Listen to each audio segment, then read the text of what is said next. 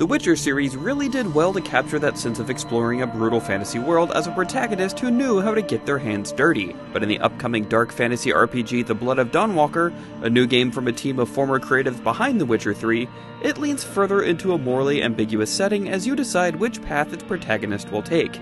One that maintains his human form and ideals, or one that embraces newfound powers as a half-vampire.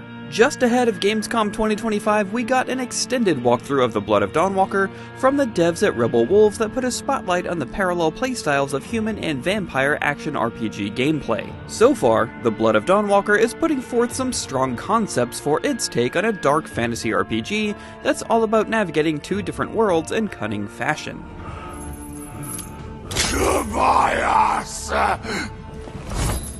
Part of what makes vampires so compelling as horror characters is that they can be tragic figures. Having to contend with supernatural forces that potentially put them at odds with humanity is a concept that can be great to explore in video games. That idea is at the heart of The Blood of Dawnwalker. I am life. I am death. I am everything in between. Set in a supernatural version of 14th century Europe, The Blood of Dawnwalker focuses on Cohen and his vendetta against a powerful coven of vampires that seek to take over Europe with violence and even some old-fashioned medieval-era politicking.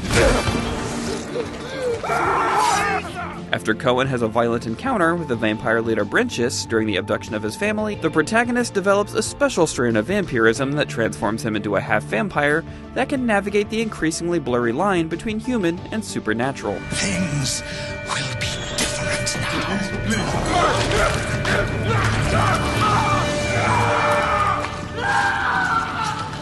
For all of you.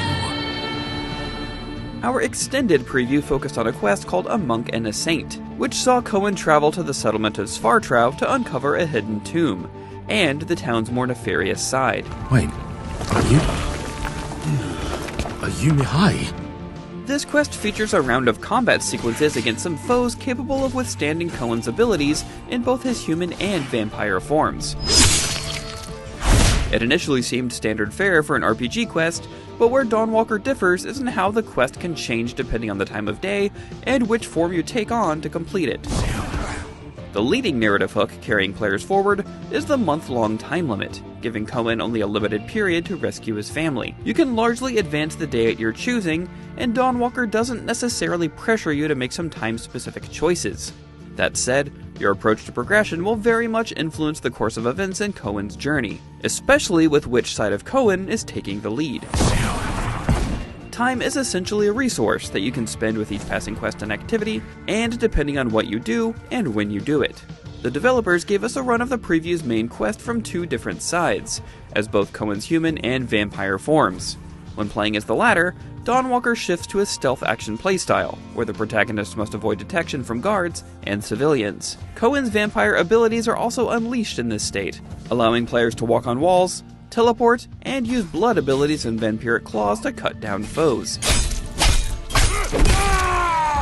And yes, you'll also be able to drain the blood from humans, foe and non-combative alike, for stealth takedowns or outright executions. I was impressed by how much the action and pacing looked like a mix between The Witcher's grand scope and the immersive sim element of Dishonored when seeing Cohen in his vampire form. You can truly leap across rooftops and get the jump on some foes, which was very satisfying to see. Better be quiet. However, it shows how players will have to grapple with some moral choices, as Cohen, who needs to feed to maintain his vampire abilities during the night, must do. While you can feed on animals to offer some temporary relief, the larger payout comes from human targets. The vampire form looks to present a more direct and action-heavy approach to engaging with the quests. However, Cohen's human form presents an interesting contrast by focusing more on investigation and tactical methods. Because Cohen can blend in with others in his human form, there are far more opportunities to engage with the different characters and uncover pathways for success without the need for bloodshed. Perhaps the crypt was built over or sealed away? It was also fascinating to see how the characters react to knowing the vampires are now in control of the region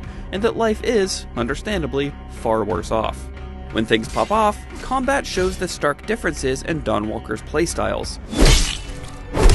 I adopted the tactical action approach, which feels like a blend of The Witcher 3's versatile swords and sorcery combat flow, combined with the calculated nature of Kingdom Come Deliverance 2's swordplay. It presents an opportunity for players to feel powerful, where they have to exploit vulnerabilities. In his human form, Cohen relies on his swordplay, along with gadgets and hex spells, to overcome some enemies. Similar to the Outer Worlds, you can pull up a tactical menu to target an enemy to execute attacks that can stun foes or deliver killing blows. Combat gets a bit more hectic when in Cohen's vampire form, which sees him unleash his supernatural blood-based abilities. In addition to his sword, Cohen's massive claws can tear into enemy defenses, and he can pull off combat finishers where he can lay into foes.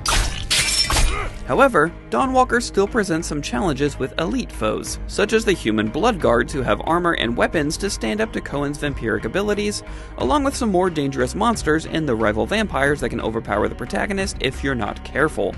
An interesting detail that the developers highlighted during the presentation was that players could make a beeline to the primary goal of the game early on. Think of how players might try to defeat Ganon in the opening hours of The Legend of Zelda: Breath of the Wild. However, the team stated that it'll be a challenge to pull off, as the core game is all about powering up Cohen with new gear and abilities. Still, I'll be curious to see if it's possible for players to clear the campaign early on in Cohen's journey. I wish we had more of an opportunity to see what the larger world would be like, but so far, The Blood of Dawnwalker captures that feeling of navigating two different worlds as a half-vampire, which is a very compelling premise for a role-playing game. Compared to The Witcher 3 or developer Dontnod's Vampire, The Blood of Dawnwalker captures that open-ended freeform nature of classic role-playing games like Gothic 1 and 2, which is exciting to see. Hopefully the full game will be able to deliver on the concept of a vampire RPG with some world-changing stakes. For more on IGN's coverage of Gamescom 2025, check out our recent previews of Ninja Gaiden 4 and Marvel Cosmic Invasion. And of course, for everything else in the world of video games, stick with IGN. They tried to change me into one of them. But I became something else instead.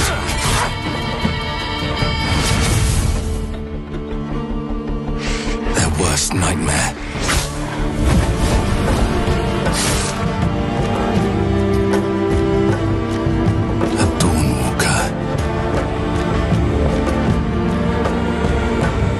Trapped between the two worlds, fighting to even the score, fighting to understand the evil behind it all. He is out there.